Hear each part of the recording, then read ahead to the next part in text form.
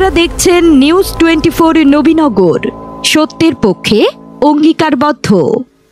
ধানের শীষের প্রতীক নিয়েই নবীনগরে নির্বাচন করব ইনশাল্লাহ, কাজী নাজমুল হোসেন তাপস।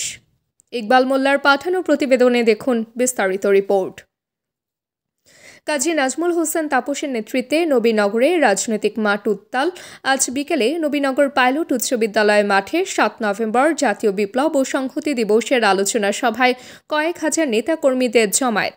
ব্রাহ্মণবাড়িয়া 5 আসনে বিএনপির মনোনয়ন পরিবর্তনের দাবিতে আগামী রবিবার নবীনগর কোম্পানিগঞ্জ সড়কে মানববন্ধনের ঘোষণা দিয়েছেন কাজী নাজমুল হোসেন তাপসের অনুসারীরা।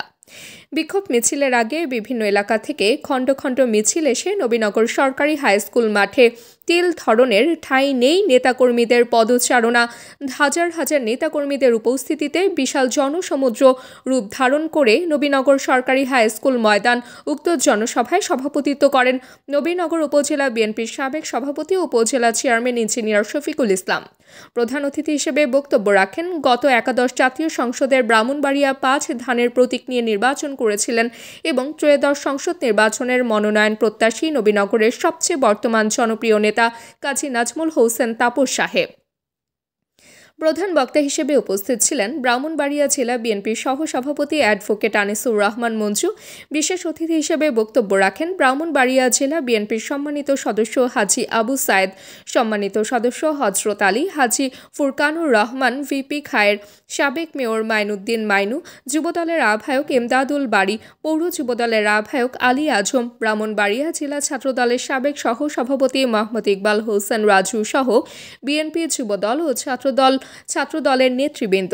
বক্তারা 7 নভেম্বরের তাৎপর্য তুলে ধরে শহীদ রাষ্ট্রপতি জিয়াউর রহমানকে শ্রদ্ধার সাথে স্মরণ করেন। সে সাথে আগামী ত্রয়োদশ নির্বাচনের সবচেয়ে জনপ্রিয় নেতা কাজী নাজমুল হোসেন তাপস সাহেবকে ধানের শীর্ষের নমিনেশন দেওয়ার উদ্ধার্থ আহ্বান জানান। উক্ত জনসভা শেষে নবীনগর বাজারে বিক্ষোভ মিছিল বাহির হয়। হাজার হাজার নেতাকর্মীদের স্লোগানে মুখরিত হয় নবীনগরের রাজপথ।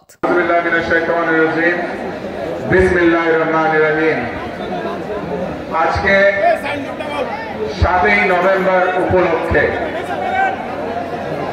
সিপাহী জনতার বিপ্লব ইতিহাসে উচ্চ স্থান বাংলাদেশে। এই দিনে ব্যক্তি শহীদ রাষ্ট্রপতি জিয়াউর রহমানের দিকে তাকিয়ে জনগণ সিপাহীদের সাথে মিলেমিশে এক হয়ে ওনাকে ক্যান্টনমেন্ট থেকে বের করে বাংলাদেশের রাষ্ট্র ক্ষমতায় আনার সূচনা শুরু করে। আপনাদের মনে রাখতে হবে আমরা কার দল করি। আপনাদের সকলকে মনে রাখতে হবে আমরা শহীদ রাষ্ট্রপতি জিয়াউর রহমানের দল করি। এই শহীদ রাষ্ট্রপতি জিয়াউর রহমানের ডাকে আমার পিতা মরহুম আলহাজ কাজী মোহাম্মদ আনোয়ার হোসেন সাহেবও 71-এর মুক্তিযুদ্ধে ঝাঁপিয়ে পড়েছিল।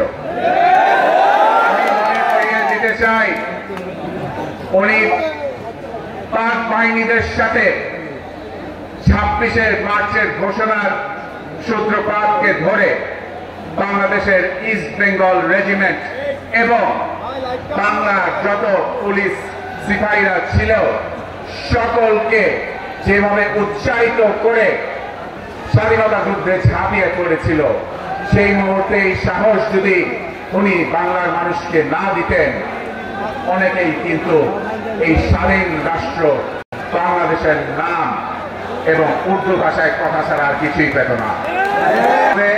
টিম দিন রাত পরিশ্রম করছে, আমাদের মা বোনেরাও আছেন, ওনারাও দিন রাত পরিশ্রম করছেন।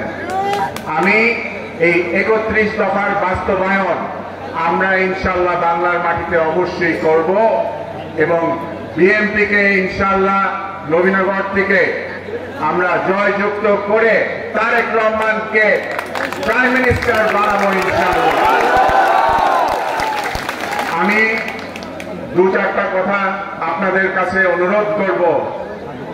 দীর্ঘ 17 সাল থেকে শুরু করে আপনারা আমার সুখে দুঃখে আমার সঙ্গে ছিলেন, আমাকে কখনো ফালিয়ে যান নাই। আপনারা অনেকে আমার ভাই, অনেকে আমার চাচা, অনেকে আমার ফুপা, অনেকে আমার সমবয়সী কিন্তু আমার ছোট ভাই। কিন্তু আমি সকলকে মনে করি আপনারা আমারই পরিবার, আপনারা আমাকে ফেলে যান নাই। আমি ওয়াদা করছি আগামীতে আমি আপনাদেরকে ফেলে কোথাও যাচ্ছি না ইনশাআল্লাহ।